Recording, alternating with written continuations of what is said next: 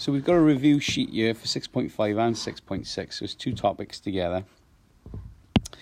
It's on half-life, really, half-life and radioactive decay. So I'm going to start up in the top. If I do that, I need to do this one. And I'll zoom in on that. It says, what does the mass number mean? So what is the mass number? Well, the mass number is the number of neutrons and protons added together. So usually, it's always the big number when you come to an element. You can see an element here. The big number is going to be the mass number because it's the number of neutrons and protons. And then the atomic number is basically the number of protons on its own. And these will always equal the number of electrons unless you've got an ion. But in this case, they always, if you've got a neutral element, a neutral atom, it's always going to be the same number of electrons as protons. So sometimes it's called a proton number because it's the number of protons or electrons. What does an isotope mean? Well, an isotope is the same element, but it's got a different number of neutrons. It's got the same number of protons and electrons, but it's got a different number of neutrons. A good example is carbon-12 and carbon-14. You can see here, carbon-12 has got 6 protons, and carbon-14 still got 6 protons, 6 electrons. But you can calculate the number of neutrons by taking the small number away from the big number. So 12 minus 6 is going to give you 6 neutrons in carbon-12. But carbon-14 is a bigger element, because you've got 14 minus 6 is going to give you 8 neutrons in this one. So it's the same element because it's still got 6 electrons buzzing around the outside. It's got 6 protons in the nucleus, giving that positive charge, but you've got a different number of neutrons, and that's what an isotope means. It's the same element with a different number of neutrons. When does radioactive emission occur? It's when the nucleus of an atom is unstable. So I've got a periodic table here. If I just show you, these ones at the bottom, pretty much all radioactive because they're massive atoms. You can see they've got like 59, 60, 61 protons in their nucleus, and even more neutrons. Then you can see that compared to the number of protons, there's like 151 minus 63. There's going to be a massive amount of neutrons in there compared to your protons in the nucleus. So that's why they're all they're all unstable, because there's more neutrons than protons. Now, your spec says you can't say that. You're not allowed to say, because it comes to that question there, look, what needs to be imbalanced? The number of neutrons and protons. You're not allowed to say if it's unbalanced because there's more neutrons than protons. You just got to say that it's imbalanced. There's an imbalance between neutrons and protons, even though there are way more neutrons than protons in these big elements. Name the 2 types of background radiation. Well, you've got natural and artificial, and some examples of these. Natural, your main one, and I've only put one down because we got a lot to remember anyway. Your main one is radon from rocks. Rocks release radon, and I'll tell you what radon is somewhere over here, I think it is. But your artificial ones, you go for an X-ray, it's artificial. Radioactive fallout from weapons, they're all examples of artificial decays or radiation, background radiation. Sorry, I should say that. What is nuclear waste? Well, waste that contains radioactive material. You get it in nuclear fission.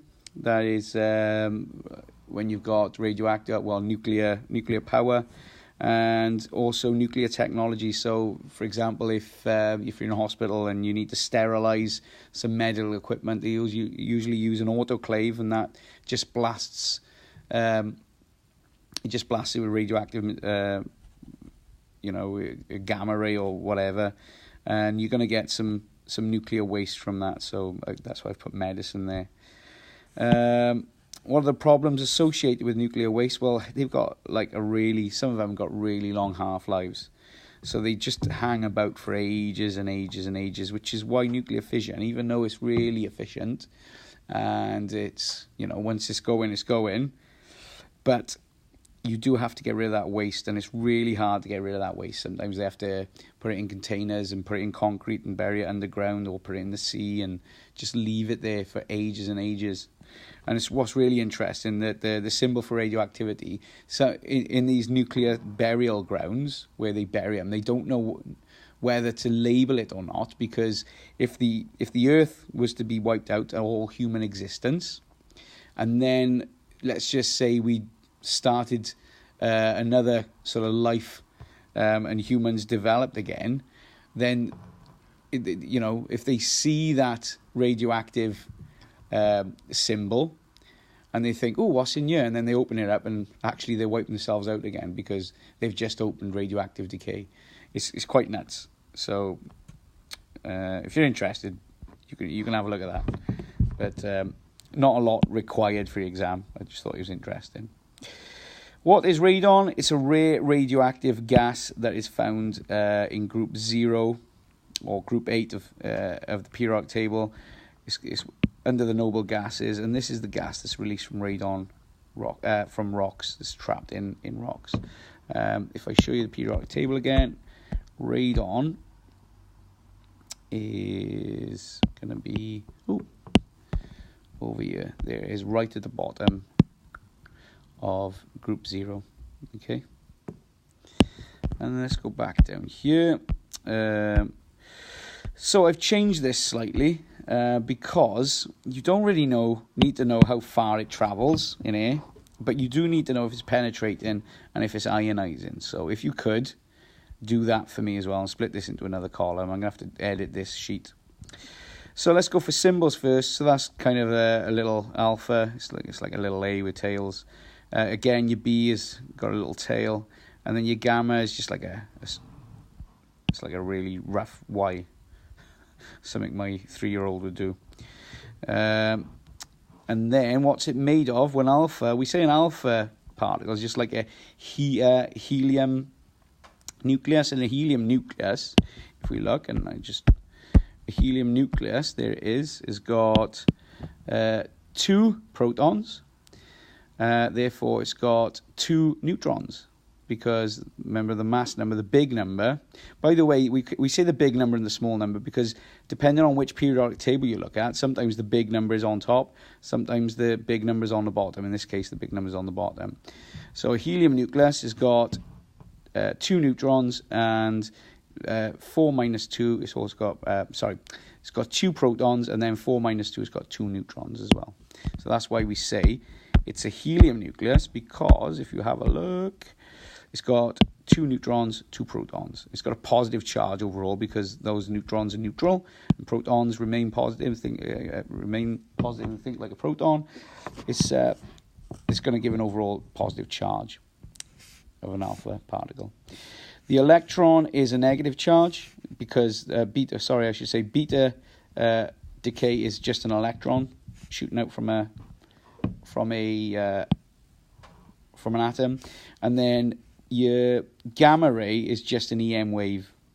So I don't remember year 10 there we talked about red Martians invade Venus using X-ray guns. Well, using X-ray guns is when it becomes sort of ionizing. Radioactive. So anywhere from ultraviolet, and then you got X-rays, and then you got obviously your gamma rays is really radioactive. These have got no charge at all. And then how penetrating are they? So alpha is not very penetrating. In fact, it's pretty much stopped by paper. Your beta is quite medium, it's stopped by aluminium, and then you've got gamma that, you need lead to stop. It's really highly penetrating. But in terms of ionizing, and ionizing is the ability to strip electrons, really. I mean, if you look at this, it's such a positive charge because it's got 2 protons. It's going to be highly ionizing. Okay, when it comes in contact with an electron, so if it does come in contact with you, it's going to try and strip your electrons. This is why it's quite dangerous, quite ionizing. Okay, but it's not very penetrating. So when it comes to beta, it's got a medium, so it's 1 electron. It's going to try and rip a positive from an atom, okay? And it's medium ionizing as well. It means, it will go through your skin, and it will try and take your protons from you, because a negative attracts a positive, doesn't it? So you've got to be careful with beta decay. And then this one, obviously, is low ionizing, but highly penetrating. It can really harm your cells. It doesn't strip your electrons or protons. It's not ionizing at all, really low, but it is highly penetrating. And then